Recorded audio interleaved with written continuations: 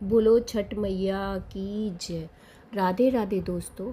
आज मैं आपको छठ मैया की एक पौराणिक कथा सुनाने जा रही हूँ।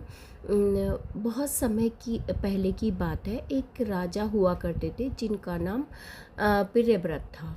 उनकी पत्नी का नाम मालिनी था। राजा रानी की कोई भी संतान नहीं थी और इसी कारण दोनों राजा रानी बहुत चिंतित रहते थे। एक दिन की बात है कि राजा प्रियव्रत कश्यप ऋषि के आश्रम में गए। वहाँ पर जाकर उन्होंने ऋषि को प्रणाम किया और उनके सामने बैठ गए। कश्यप ऋषि ने जब राजा को आया देखा तो पूछने लगे, कहिए राजन, आपके आने का कारण क्या है? आपके राज्य में सब कुशल तो है? आप यहाँ पर किस कारण से पधारे हैं? अपने आने का प्रयोजन बताइए। राजा ने ऋषि को प्रणाम करके कहा, ऋषिवर, आपकी कृपा से मेरे राज्य में सब कुछ कुशल है। मेरी प्रजा भी सुखी है, लेकिन हमें कोई संतान प्राप्ति नहीं होती। इस कारण मैं बहुत दुखी हूँ। हे ऋषिवर, आप मुझे संतान प्राप्ति का कोई उपाय बताइए। तब ऋषि कश्यप ने राजा से कहा कि हे राजन, कार्तिक का पवित्र महीना चल रहा है, आप प्रतिष्ठि यज्ञ करें। राजा ने अगले ही दिन यज्ञ करने का निश्चय कर लिया। महर्षि कश्यप ने अनेकों महात्माओं और ऋषियों के साथ राजा और रानी के यज्ञ का संपन्न किया। यज्ञ कराने के कुछ ही दिन बाद राजा प्रियव्रत की पत्नी मालिनी ने गर्भ धारण कर लिया और 9 महीने के बाद उन्हें एक पुत्र की प्राप्ति हुई। लेकिन यह पुत्र मरा हुआ था। मृत शिशु को अपनी छाती से लगाकर राजा प्रियव्रत और उनकी पत्नी बहुत विलाप करने लगे।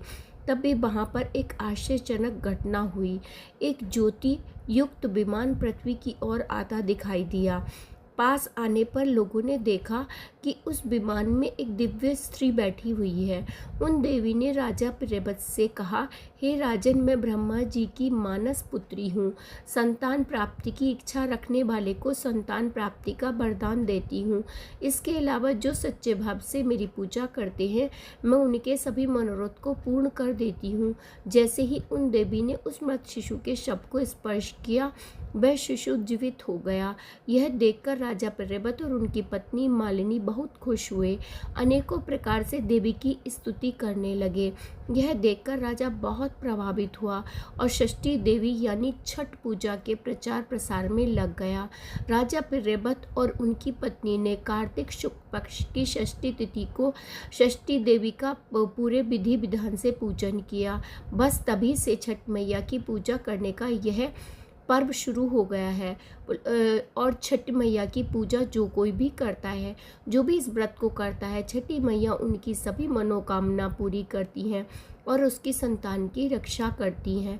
हे छठ मैया, जैसे आपने राजा और रानी पर कृपा की, ऐसे ही उन्हें संतान सुख दिया, उनके संतान की रक्षा की, वैसे ही आपकी पूजा करने वाले, व्रत कथा पढ़ने वाले, सुनने वाले सभी पर अपनी कृपा दृष्टि बनाए रखना। बोलो छठ मैया की जय।